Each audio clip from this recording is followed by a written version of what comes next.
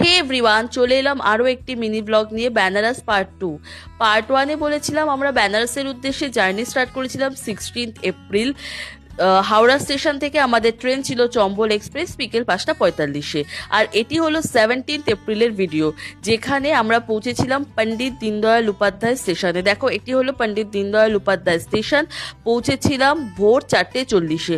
But এত মানুষের মাথা যে বোঝাই যাচ্ছিল না এটা অত ভোরবেলা, তাই জন্য আমার ভিডিও ক্লিপিংস নিতেও অসুবিধা হচ্ছিল। তাই দেখো, ছোট ছোট কিছু ফটো, ছোট ছোট ক্লিপিংসই আমি নিয়েছিলাম। তো এবার আমাদের গন্তব্য ছিল অযোধ্যা, কেননা আমরা ঠিক করেছিলাম আগে অযোধ্যা গিয়ে রামলালাকে দর্শন করে দেন আমরা বেনারসে এসে 2 দিন স্টে করব। তো যেমন ভাবা তেমন কাজ।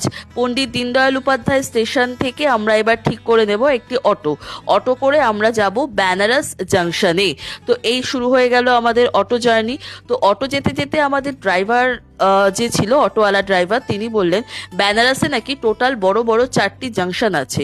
তো আমরা এখন যাব বেনারস জাংশনে, কেননা আমাদের পরবর্তী ডেস্টিনেশন বেনারস জাংশন থেকেই।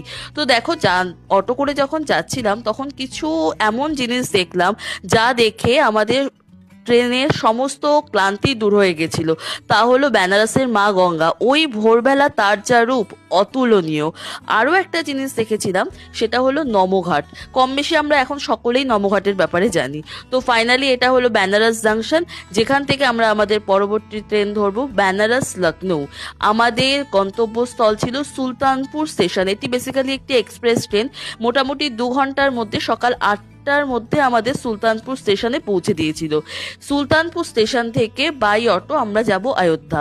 বেসিক্যালি হাওড়া থেকে ডিরেক্ট অযোধ্যার যে ট্রেন, তার টিকিট আমরা পাইনি, তাই এইভাবে ভেঙে ভেঙেই যাচ্ছিলাম। তো এবার আমরা যাব অযোধ্যা।